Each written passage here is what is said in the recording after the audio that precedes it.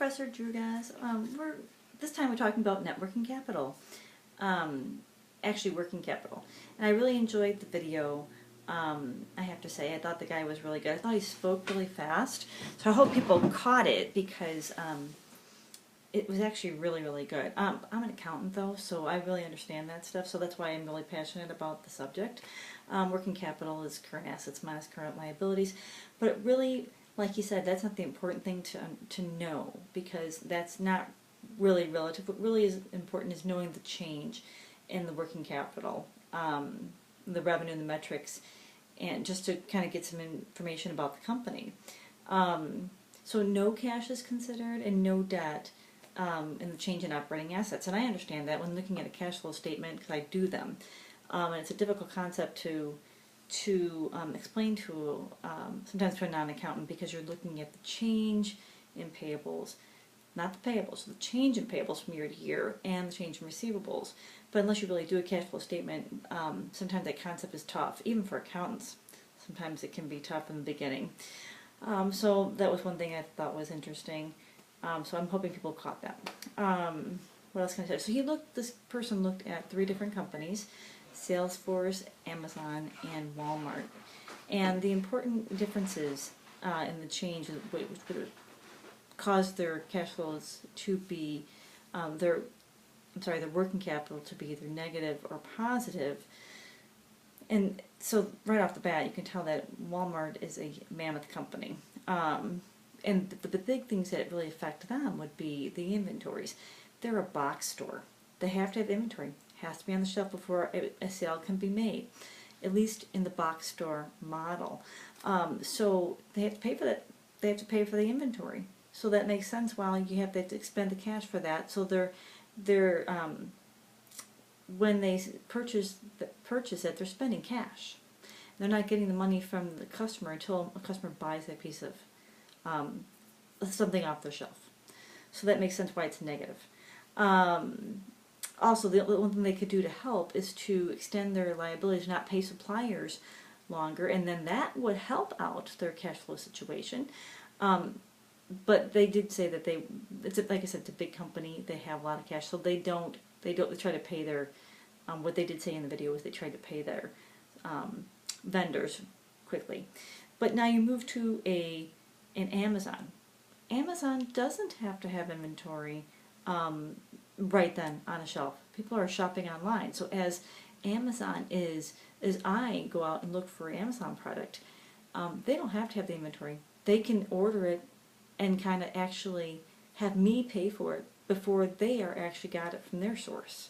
Technically, they have a shipping thing in there, right? You have a little time to pay to. They're going to have a couple, maybe even a week to get it to me. So that's why theirs is positive, because they don't have to have stuff sitting on the shelf. They do have stuff sitting on the shelf, I know, in that big warehouse, but it could be after a client like me ordered it. Now, that can be an interesting factor, because as Walmart grows competes with Amazon on the sector, with like a just-in-time inventory, when they're growing their online service, that could be big. Right now, I don't know what the online sales are versus Walmart's box store chain sales. I'm assuming it's small, but as it grows, it could shrink that working capital piece. So I thought that was interesting. Then you go to Salesforce, which is a completely different model. And the reason why that's a different model, because it's a subscription service. So they deal with deferred revenue, so the change in deferred revenue. Makes sense. You can pay for something for sale, like a Salesforce subscription, for 12 months upfront. Now they have this deferred revenue. They have the money. I've given them cash for 12 months, and they then can recognize that revenue over time. But they have the cash. So from an accrual basis, they're recognizing that cash over time on a financial statement, accrued financial statement. But from a cash perspective, they have the cash. And cash is king. Cash is how you, there's